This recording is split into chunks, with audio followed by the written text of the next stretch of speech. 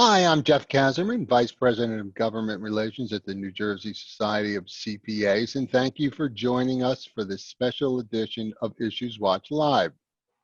I'm joined by Al Titone. He's the Director of the New Jersey District Office of the U.S. Small Business Administration, the SBA. Thank you so much for joining us, Al. My pleasure. Thanks for having me. Sure.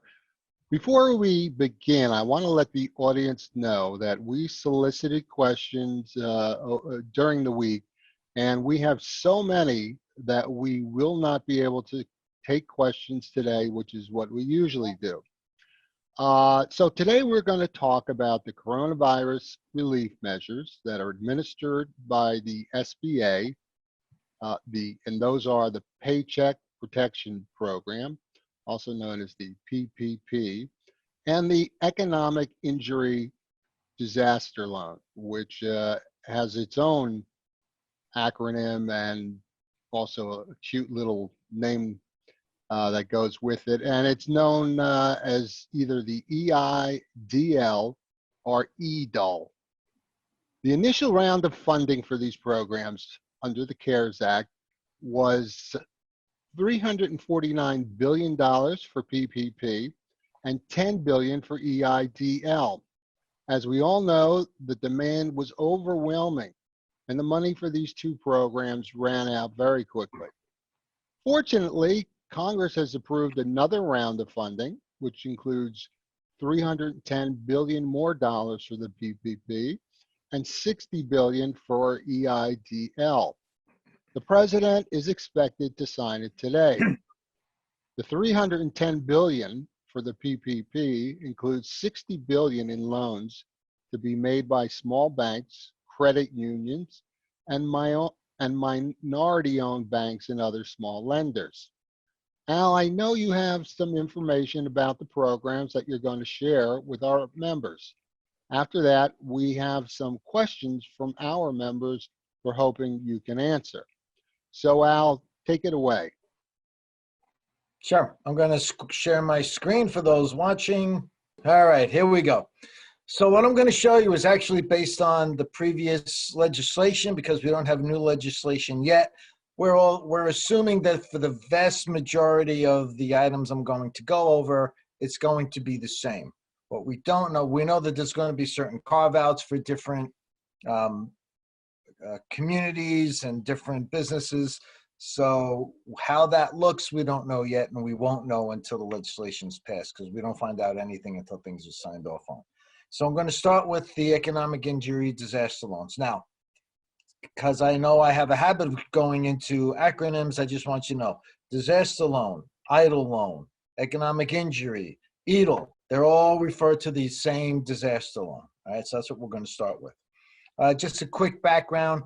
Initially, this was what we call an administrative declared disaster. That's when the governor asked the administrator to declare a disaster. A couple of days after New Jersey had it done, it turned out that the president made it nationwide. But New Jersey actually was one of the first East Coast states to get into this because this happens a lot more out west. And for those of you that may remember, everybody was complaining that the states out west were getting preferential treatment. That actually wasn't true. It's just that they already had a mechanism to do this. Most of us on the East Coast, we don't see these disasters, so we didn't have it. So Jersey actually did a good job. So who can apply for the economic injury disaster loan? Pretty much any business or most nonprofit organizations can apply. You can borrow up to $2 million. For those of you who may be familiar with SBA lending, there's an overall gap normally for SBA an overall cap rather for SBA lending. That does not include disaster loans.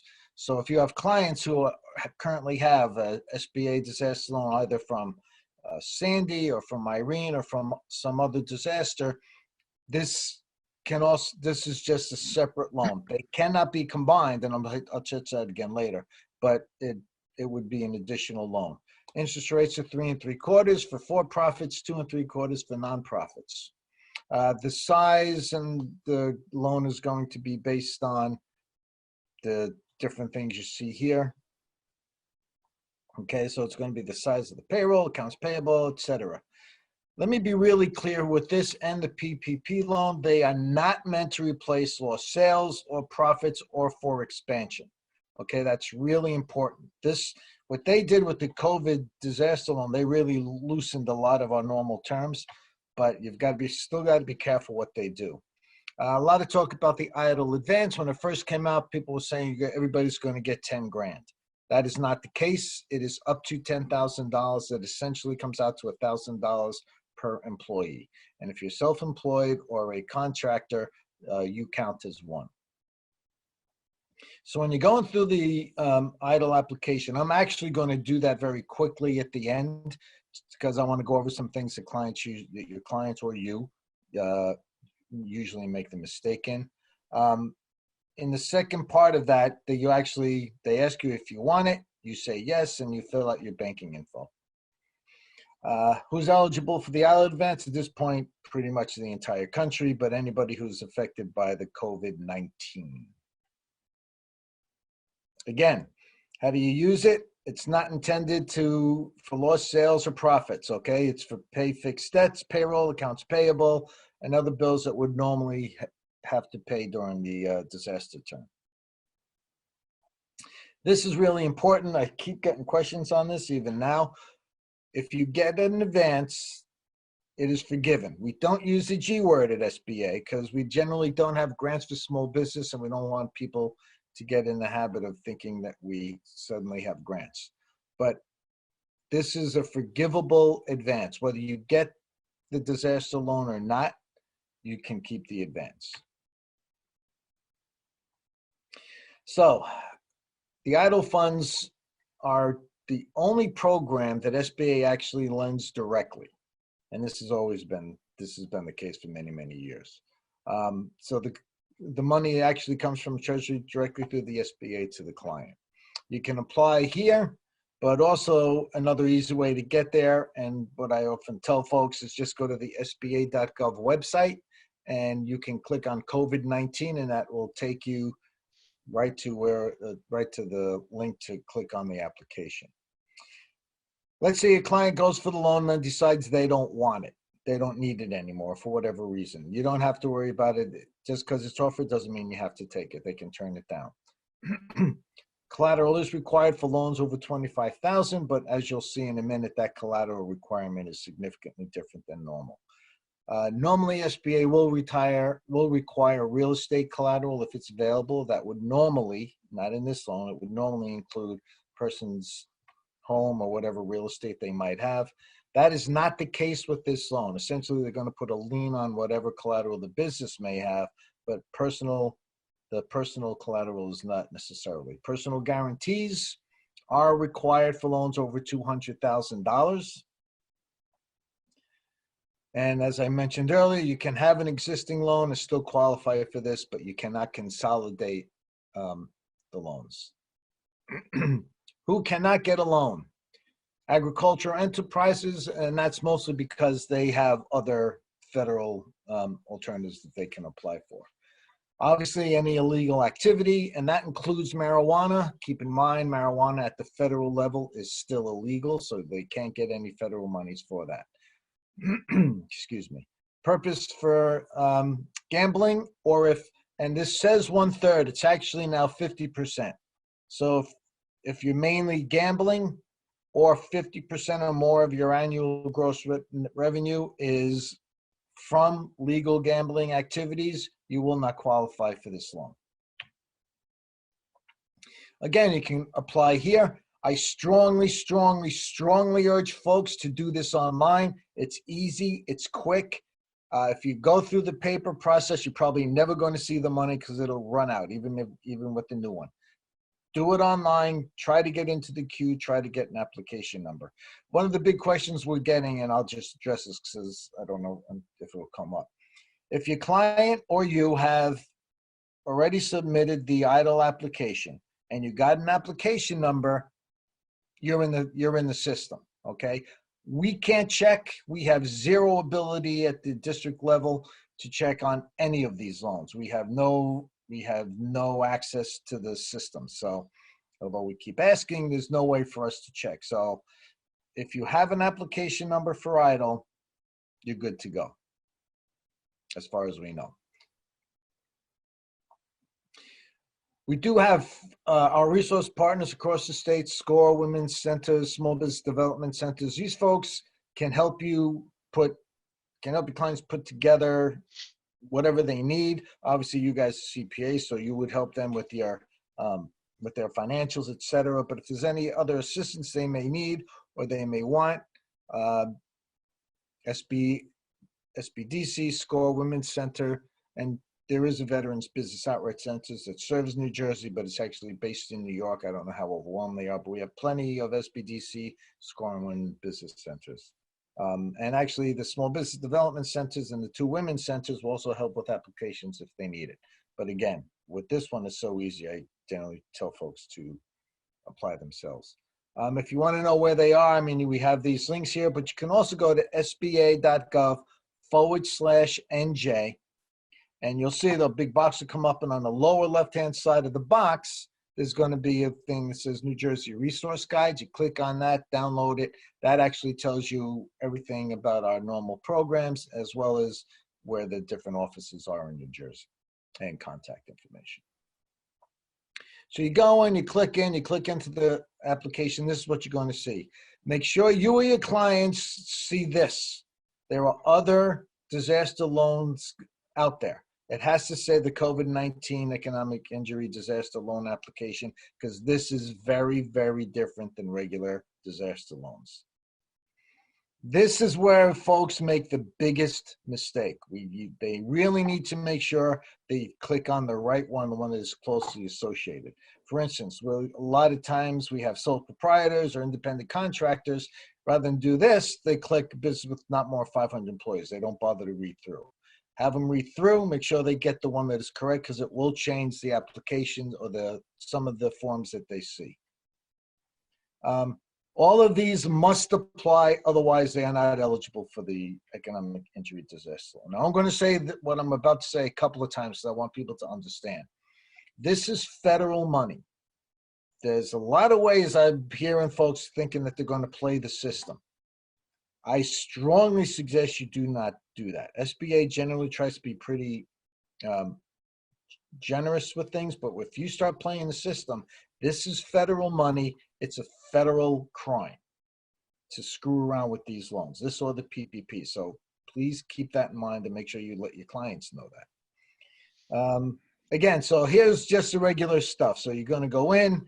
Anything with a red star, obviously you have to do. Business limited liability. Pay attention to the stuff at the bottom. Are you a nonprofit? In this case, they click no, but if you're yes, you should click that, because again, you'll get different forms that come up. Same thing with are you a franchise? And then here you start putting in the required information. I actually did this, just so you know, when it first came out, I did this just to see if I could, how long it took me to get through it. I obviously didn't finalize it because I didn't want to be accused of fraud, being a federal employee. But it took me about less than 10 minutes to do.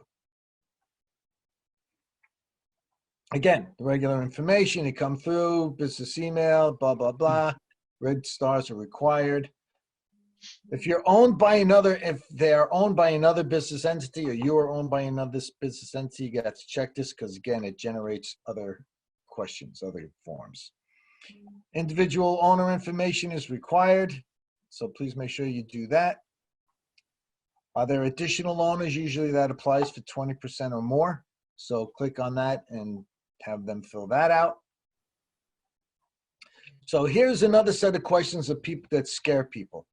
Because you answer yes to any of these or even all of these does not mean you would not be eligible for the disaster loan. What it does mean is it will generate more questions. Okay, so just answering yes to this, unlike those first questions, answering yes to any of these questions does not automatically kick you out or make you ineligible, but it will generate other questions. SBA does not charge for applying for the EIDL or the PPP loan. So let's be clear. If somebody is being charged and, you know, to help with the application, that's fine. Obviously, you folks might be helping them with that. The agency does ask that this be filled out. But If your clients are in there and they're talking to somebody else, let's say your particular firm or you as an individual CPA are not actually helping with the application, they're saying that SBA is charging for the application, that is absolutely incorrect. We do not charge. If anybody's charging, it's whoever's helping them. So here on the bottom is that magic check mark I told you about. I want to be considered for an advance of up to $10,000. You click that, and this comes up.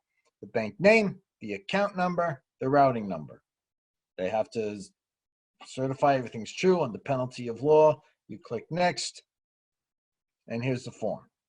Okay, so you take a look. Again, you stress to them, make sure it is all correct. Because if they get kicked back, and the line, I'm going to be honest with you, is I'm guessing that the line in disaster centers is already pretty long, the queue waiting for applications to get processed. So if you get this kicked back, it doesn't get in the queue until it's complete and accepted. So they should have an acceptance number.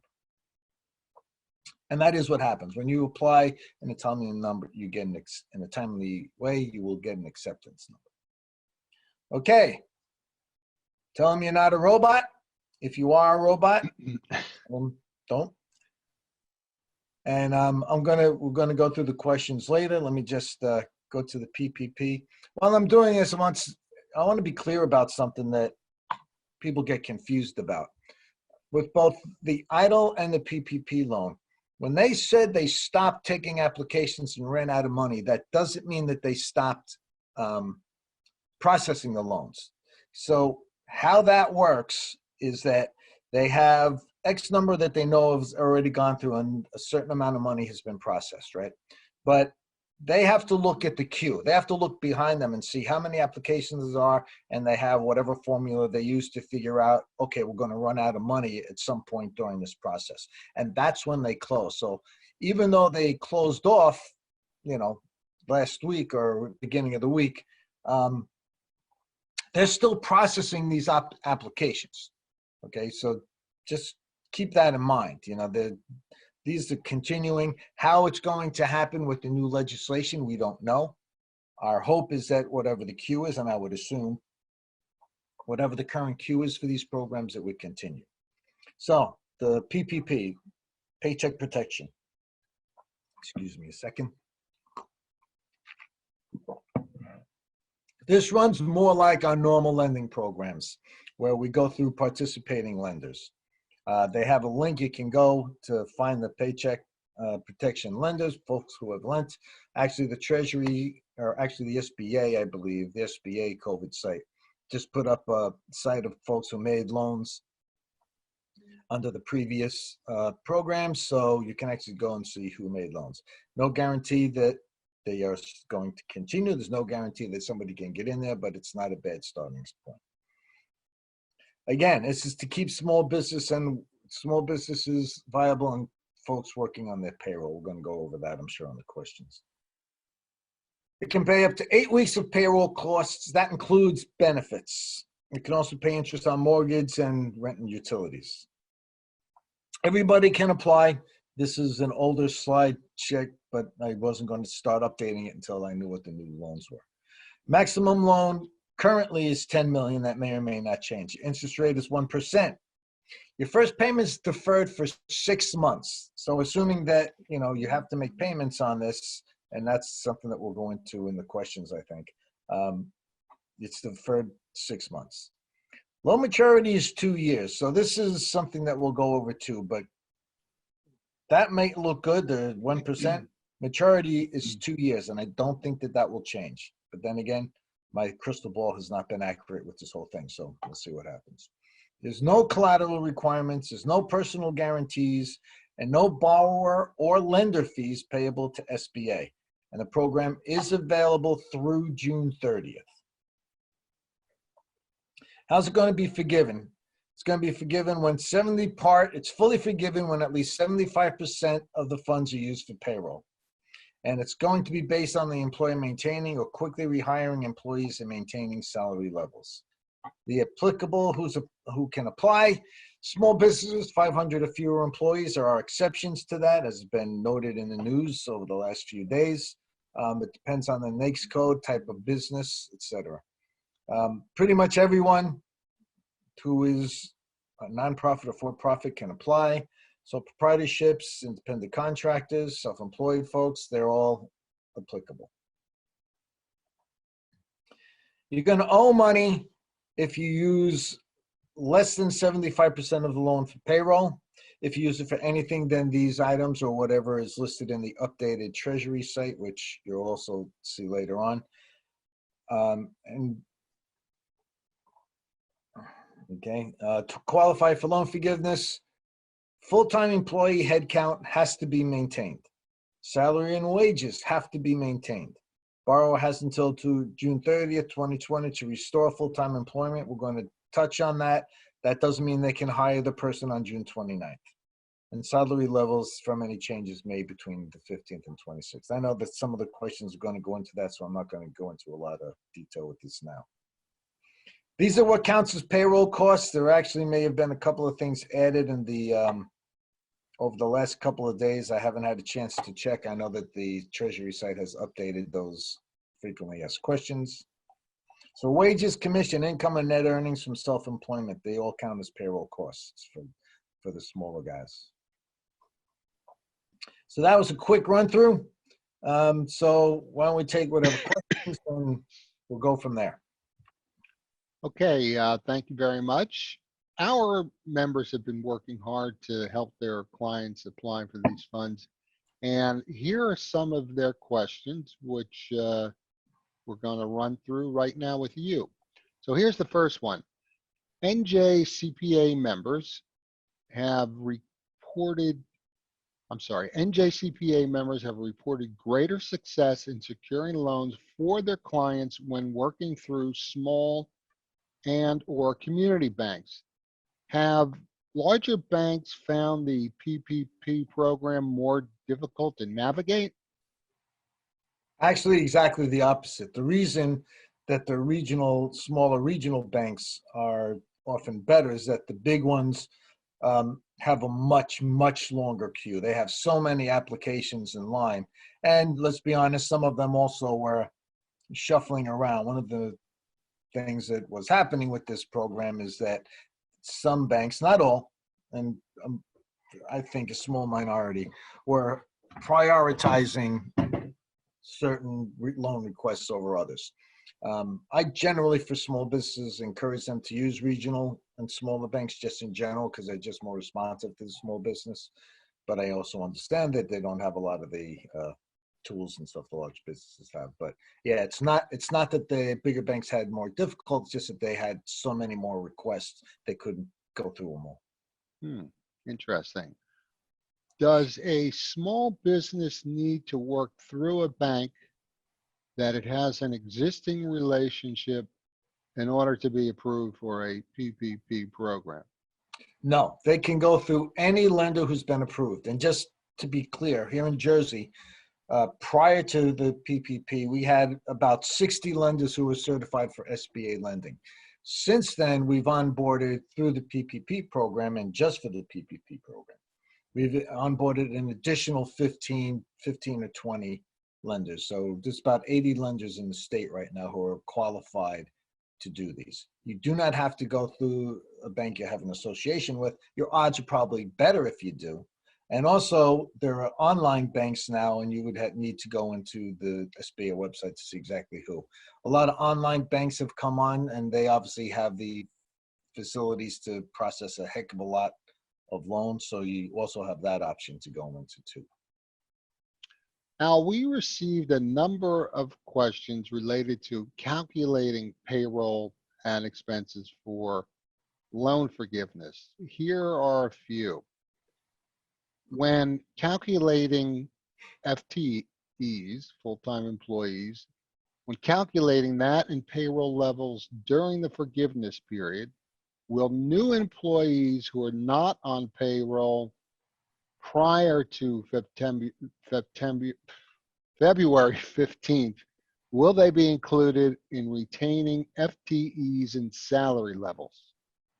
Okay, so here's how the whole thing works. Whatever's been calculated for that time period, that's that's what gets calculated for the forgiveness. Now, a couple of points.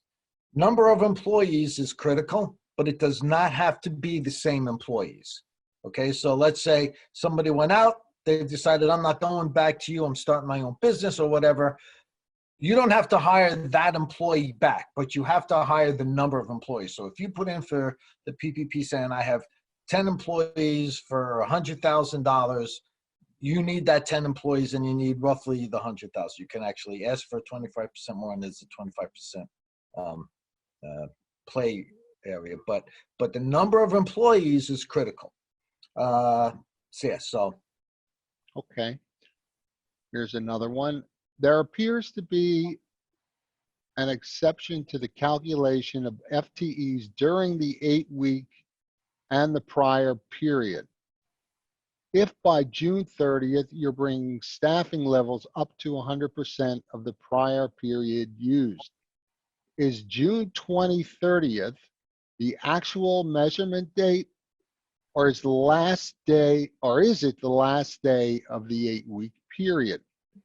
And is it measured simply on that one date, so you would need to hire people for just one day? This reminds me of questions from my old accounting courses. no, you cannot do it for just one day. So it's the 8-week period.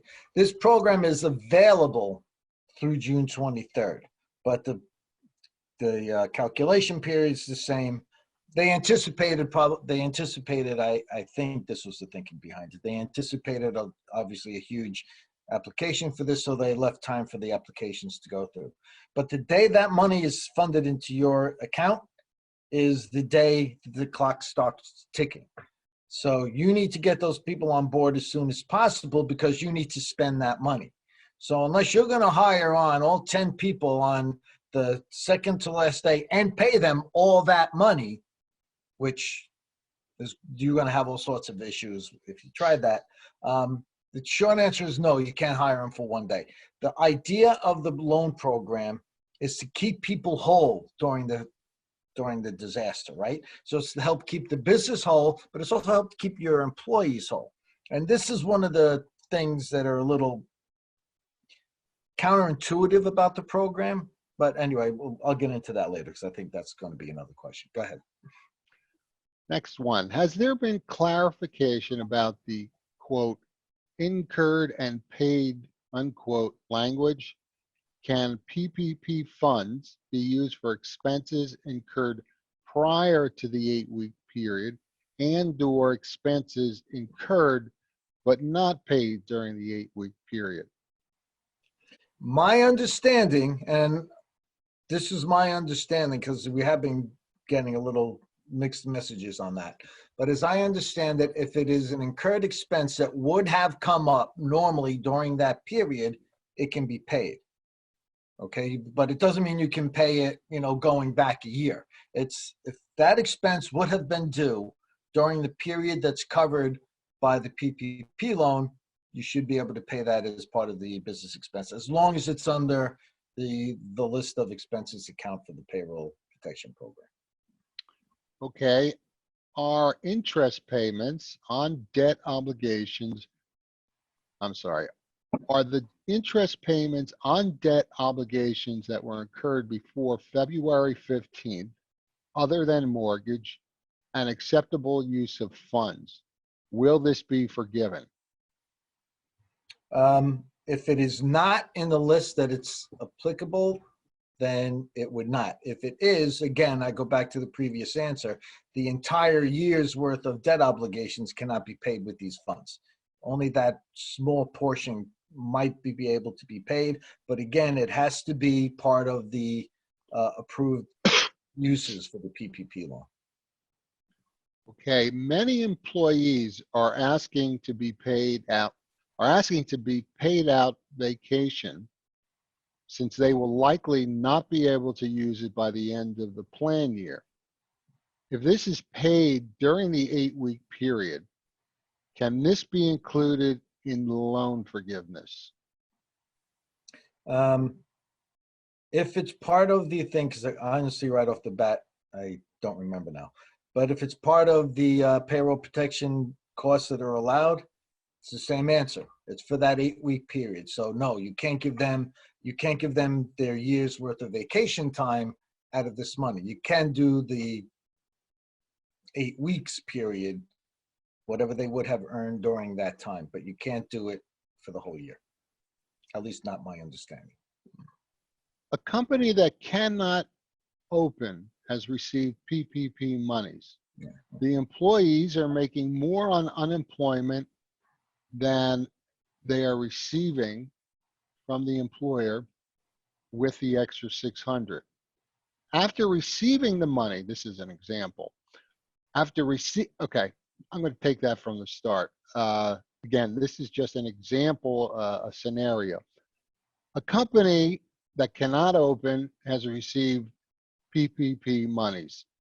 The employees are making more on unemployment than she pays them with the extra 600.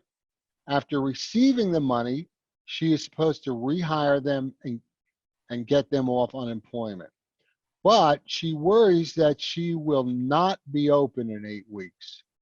Will there be a consideration or extension for those who cannot open, such as hairdressers?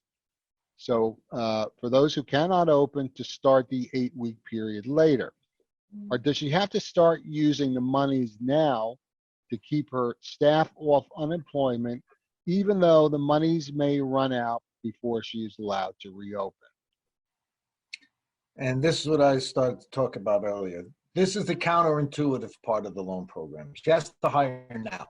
The whole idea of the program is to keep people solvent during the 8-week period. No, I mean, I guess it wasn't anticipated. I guess nobody figured that adding an extra $600, a week to somebody's payroll is going to put them over what they make. They weren't thinking about folks who work mostly on tips and that. So the short answer is she has to do it now. And that's, again, the counterintuitive thing. But she doesn't have to do the same employees. Okay, so again, if she had 10 hairdressers in her salon and they don't want to come back because they're making more money on unemployment, there's a couple different ways she can handle that. But the easy way would be can she hire 10 other people, paying them the same she paid the other folks? But the answer is she has to pay them. She has to bring them on now.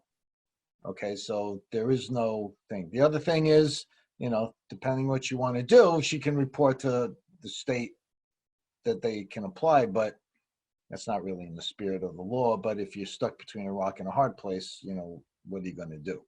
Of course, the third option is she can, realizing that she's not going to be able to do that, she can always just pay the money back to the government. Okay. I have heard that only payments made during the 8-week period immediately after receiving funding will be eligible for forgiveness. One of the tests to determine the percentage eligible for forgiveness is the ratio of FTE during the 8-week period versus a prior period. If after the 8-week period, assuming it ends on June 22nd, what effect will reducing your staff have? Assume that for the period from June 22nd to June 30th, due to business conditions, your staff gets cut back to only 10%, and you had brought back 100% during the 8-week period. It's a good question. Okay, so the answer is if you abided by the rules of the Paycheck Protection Program, so if you abided by the rules that you hired 100% of your people back for the 8 weeks that your business is required to do it, and something doesn't come out in this new legislation to change this, but as it stands right now, as long as you abided by what was agreed to under the contract or under the loan, which was that you would hire these folks back for that 8-week period, and then on week 9 you can no longer afford to have them and you have to drop it down, you will still be the loan will should still be forgiven. Okay. Again, that's one of those what you would normally think would happen. Right. Retirement plan contributions are allowable for PPP loan forgiveness purposes. I'm sorry, what's that? You just froze. I don't know if you froze or I froze you, but you froze. Okay. Can you see me now? I got you now. Okay. Retirement plan contributions are available for PPP loan forgiveness purposes. Can a company make a voluntary profit-sharing contribution for tax year 2019, which is normally payable by September 15th, 2020? So can they make this contribution from PPP loan proceeds within the 8-week time period and have the amount forgiven? If not 100% forgivable, would 1/6 be forgivable since it covers 2 of the 12 months? Or is it 0 forgivable as it is a 2019 expense? I believe it's the last. I don't think if it's a 2019 expense, it wouldn't be applicable because again, it's all about that period that they're looking at from February to March. Okay, so unless you can't use the monies for something outside that period. All this is, you got to keep in mind what the purpose of the loan is. The purpose of the loan is to keep everybody as whole as possible for the period that the loan covers. All right. So going back and looking at 2019, that's not that period. All right. Everybody was whole then. So if now here's a case, let's say, matching, retirement matching. So if you did on a 2-week payroll, let's say, and every 2 weeks you did your 5% or 2% or 3% match, as long as that's an expense, depending on how it's done.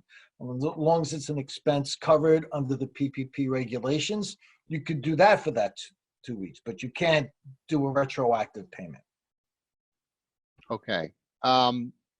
That's it for our questions, but I have one Sure. for that.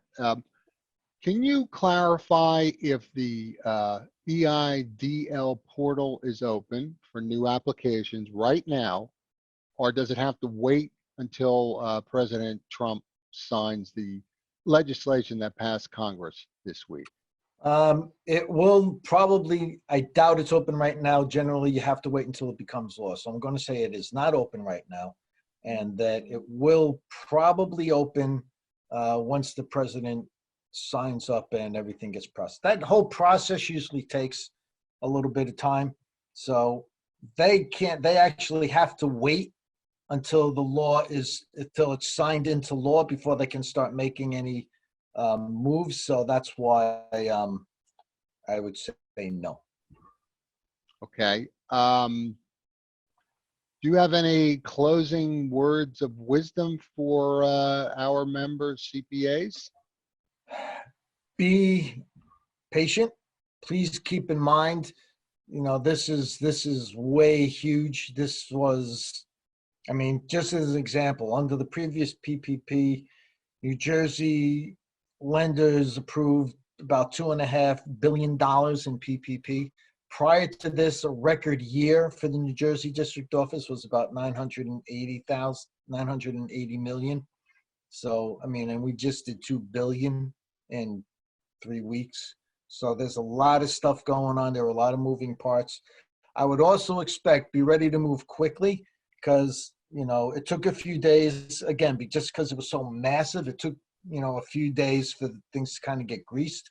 Everything's greased now. People are ready to rock. So depending how this new legislation pans out, lenders are going to be putting this stuff through quickly.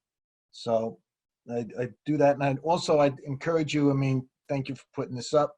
This has, these sites have the U.S. Treasury guidance on CARES. That has a frequently asked questions. It's updated on a regular basis. We are not told when it's updated. You have to kind of go in at least once a day A lot of times they do it overnight, but at least once a day, I have staff going and checking it 2 or 3 times a day just to make sure. They will update the frequently asked questions just out of nowhere with no notice. So go in there, take a look at that. That has a lot of information. You can, and everybody can pretty much look at anything. There's information for borrowers, information for lenders, et cetera. It's a great site. SBA.gov and SBA.gov/NJ.